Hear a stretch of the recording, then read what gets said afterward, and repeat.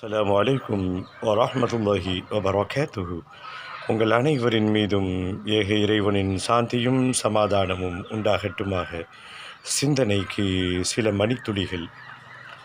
தமிழகத்தினுடைய முஸ்லிம்கள் அதிகமாக வாழக்கூடிய எழில்மிகு ஒரு அற்புதமான ஊராக இருக்கக்கூடிய காயல்பட்டினத்தினுடைய தொன்மையான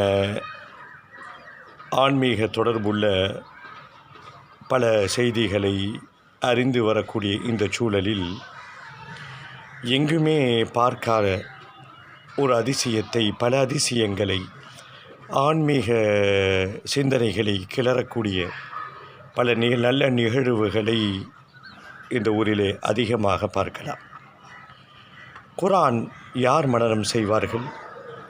ஒரு காலத்தில் இந்த குர்ஆன் மனனம் செய்தவர்கள் தமிழ்நாட்டிலே குறைவு. விரல் விட்டு எண்ணக்கூடிய அளவுக்கு தான் ஹாஃபில்கள் இருந்த ஒரு காலம்.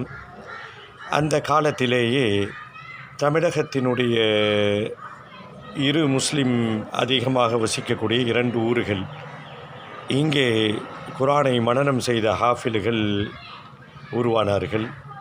காயல்பட்டினமும் மேலப்பாளையமும். இடையில் மேலப்பாளையத்திலே ஒரு பின்னடைவு ஏற்பட்டது. மக்கள் அதிகமாக திசை மாறி போனார்கள் என்பதாக அந்த மக்கள் செய்தியை சொல்லுகிறார்கள். காயல்பட்டினத்தை பொறுத்த வரைக்கும் இன்னும் இந்த குர்ஆனினுடைய வெறி, தன் பிள்ளையை ஹாஃபிலாக்கணும் அப்படின்னு ஒரு பேராவல் இந்த மக்களை அதிகமாக தொட்டி இருக்கிறது. இதில் ஒரு மிக முக்கியமான முத்தாய்ப்பான ஒரு செய்தி, பெண் பிள்ளைகள் சிறு வயதிலே எங்கள் ஹாஃபிலாக்களாக உருவாகிறார்கள், அவர்கள் உருவாக்கப்படுகிறார்கள்.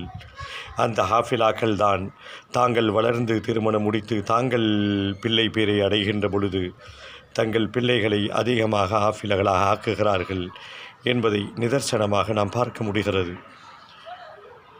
இவர்களெல்லாம் ஹாஃபிலா என்று வியந்து போன அந்த காட்சிகளையெல்லாம் இங்கே பெண் குழந்தைகளும் சிறார்களும் சிறுமியர்களும் குர்ஆனை சுமக்கக்கூடிய ஹாஃபில்களும் ஹாஃபிலாக்களும் இருக்கிறார்கள் என்பது இந்த ஊரினுடைய அழிக்க முடியாத ஒரு நினைவு சின்னமாக இன்றும் இருந்து கொண்டிருக்கிறது என்பதை பார்க்கிறோம். தொடர்ந்து பயணிப்போம். இன்ஷா அல்லாஹ். புரிந்து கொள்வதற்கு இறைவன் அருள் புரிவானாக.